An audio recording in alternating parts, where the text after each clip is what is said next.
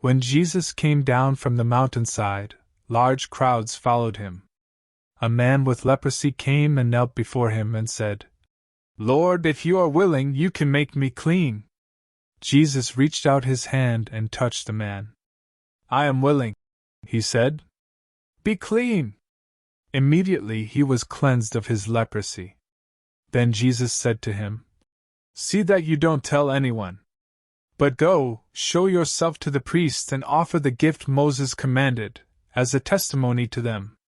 When Jesus had entered Capernaum, a centurion came to him, asking for help.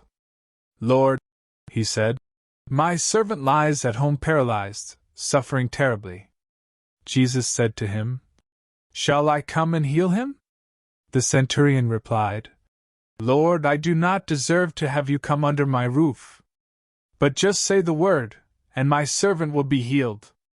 For I myself am a man under authority, with soldiers under me.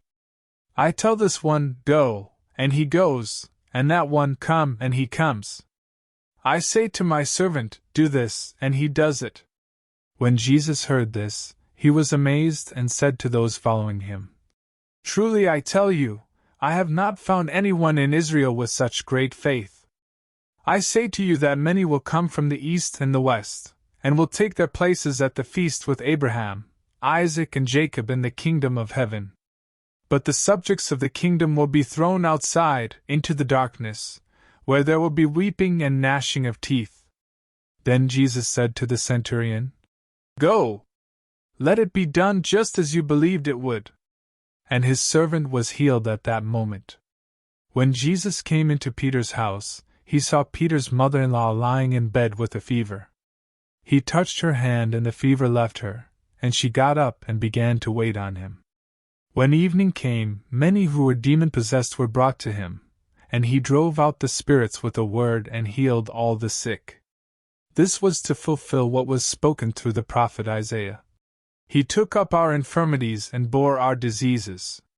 When Jesus saw the crowd around him, he gave orders to cross to the other side of the lake. Then a teacher of the law came to him and said, "Teacher, I will follow you wherever you go." Jesus replied, "Foxes have dens and birds have nests, but the Son of Man has no place to lay his head." Another disciple said to him, "Lord, first let me go and bury my father." But Jesus told him, "Follow me, and let the dead bury their own dead." Then he got into the boat, and his disciples followed him. Suddenly a furious storm came up on the lake, so that the waves swept over the boat. But Jesus was sleeping. The disciples went and woke him, saying, "Lord, save us! We're going to drown." He replied, "You of little faith, why are you so afraid?" Then he got up and rebuked the winds and the waves, and it was completely calm. The men were amazed and asked, "What kind of man is this? Even the winds and the waves obey him." When he arrived at the other side in the region of the Gadarenes, 2 demon-possessed men coming from the tombs met him. They were so violent that no one could pass that way. "What do you want with us, Son of God?" they shouted. "Have you come here to torture us before the appointed time?" Some distance from them a large herd of pigs was feeding. The demons begged Jesus, "If you drive us out, send us into the herd of pigs." He said to them, "Go!" So they came out and went into the pigs, and the whole herd rushed down the steep bank into the lake and died in the water. Those tending the pigs ran off, went into the town and reported all this, including what had happened to the demon-possessed men. Then the whole town went out to meet Jesus. And when they saw him, they pleaded with him to leave their region.